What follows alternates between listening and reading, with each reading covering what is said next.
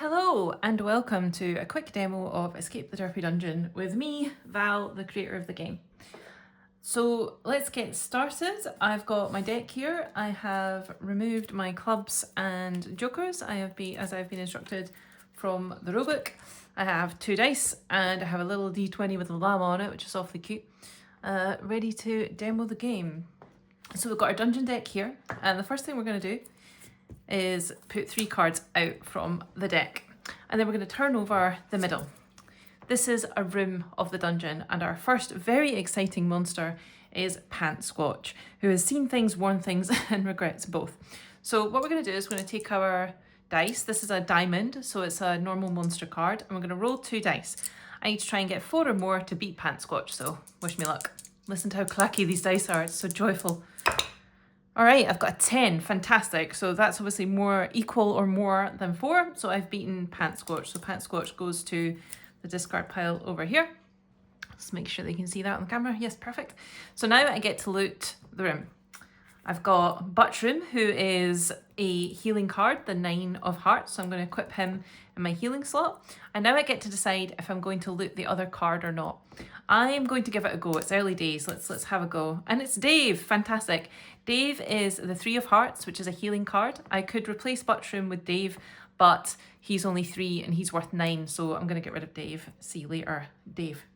So next room, we're going to deal 3 cards. We're going to flip up the middle. Oh my goodness, it's Noodle Thulu. Disaster. That means it's a boss room, which is great news for the demonstration today. So in a boss room, we flip over, oh my goodness, the cards at the side. So these are the sidekicks to the boss. When you're in a boss room, you've got to defeat the 2 sidekicks first and then the boss. So let's have a try, huh? I'm still at full llama health, so we're looking good. So we're going to do Picklejack first. We get to decide which sidekick we're going to attack first. I'm going to go for Picklejack. I've rolled an 8. That is less than 10. If I'd rolled 10, I would have beaten him. So that's 2 points of damage I'll take. I'm just going to eat that because I don't have a weapon equipped or anything I can do with it. So I'm going to 18. You can use a notepad or whatever you like to keep your health on if you don't have a dice. He has defeated me, so he just goes away. And then I'm going to attack Stubert. That's a 9. So 9 is greater or equal to 4. So Stubert is now defeated. I will turn him to the side. And then we're going to take on Noodle Thulu himself. Now, I don't have a weapon card equipped, but I'll come to in a minute once we find one. So I just need to make a straight roll against Noodle Thulu. That's a 9. So he does 11 damage because he's a jack. So 9, 10, wait a minute, maths, 10, 11. I'll take another 2 points of damage. So I rolled pretty good there, actually. I didn't take too much damage. There we go. So he is now defeated as well. So because I beat the boss, I'm now allowed to loot the room. I'm going to use my existing healing card to heal myself back up to 20. You cannot go above 20. Any other healing is lost. And then I'm going to loot Noodle Thulu and keep him equipped. And I'm going to get rid of Stubert. If I'd lost more health, I could have used Stubert as well. I got very lucky with 3 healing cards. I mean, I'd really like a weapon, but apparently that's not happening today. And I'm going to hold on to Noodle Thulu now. So let's get to the next room. Oh my goodness, let's hope it's not another boss fight. Whew, tiny boulders. Okay, exciting, it's a trap. That's the 5 of spades. Now, spades are different, traps work differently. You've got to roll just on blind luck, so you couldn't use a weapon card even if you had one, which apparently I'm not getting today, so that's fantastic news. So I'm going to roll just 1d6. And I've got a 4, fantastic. So 4 to 6 is a success, 1 to 3 is a failure. So I have defeated the tiny boulders. They have not got me this day. So he goes and gets discarded and I get to choose what I'm going to loot. I'm going to try the right hand side. Oh look, it's a weapon. It might be Crumb who pokes problems and makes them worse, but nonetheless, that gives me a weapon. That is very exciting. I'm going to not loot this card. I'm just going to discard it. Oh, and it was a trap as well. It was the over-friendly door, so I've gotten very lucky. And I don't need to fight that because I discarded it. But if I had turned it over, I would have had to fight that as a trap. So let's do one more room just so that you can see how a weapon works. This is Shiv. It's very angry goat.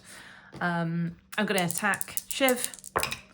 I've rolled a 9. Fantastic. That means I've beaten Shiv. We would just do what you saw before.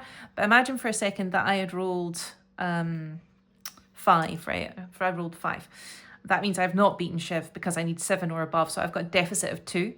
I could choose to discard my weapon card, the Mighty Crumb, which would give me 5, plus 3 would be 8, thus defeating Shiv. He gets discarded. Shiv is beaten and goes away. And then I get to decide which of the cards I want to loot. So I'm going to loot the one on the left-hand side. And it is Darling Claude, who is a weapon card. So fantastic. Let's do one last room. I'm going to discard this card. It was another trap. It was Guilt Slime. So that was lucky. Let's pretend that I've been right through the deck and we're on the last room now. So let's imagine all of these are on the discard pile. Over here, this is the last room. We've got weapon card equipped that we can add to our dice rolls. We've got healing card that we can use if we get damaged. And it's Chedrick. Oh my goodness. Obviously a very difficult boss to end on. Really the only thing that would fail a roll with Chedrick is Snake Eyes, because if you roll Snake Eyes you instantly fail. Chedrick is very soundly defeated. I've rolled a 9, so Chedrick is gone.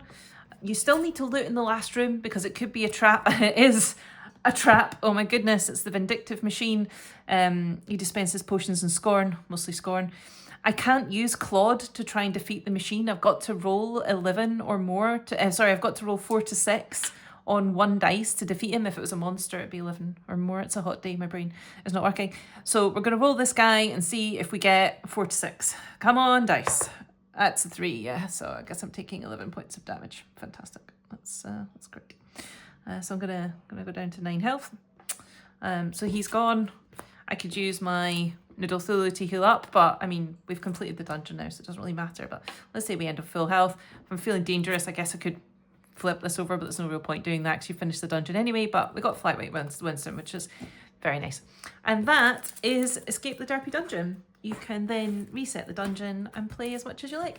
If you're playing the extended rules, you can use the club cards, which give you environment effects like no healing or rerolls or -1 to trap value, and you pull one every room to let you sort of have a new experience. And there's also the panic room that you can pull, which turns any room into a boss room, but these are not part of the core game, those are extensions. I hope that you enjoyed this little tutorial, and I hope you enjoyed the cute little cards. I had so much fun making them. I hope that you also have a go, get the art, make your own cards, show me pictures of what you make. I would absolutely love that, and I hope that Derpy Dungeon can bring you as much joy as it has brought me. Thank you so much.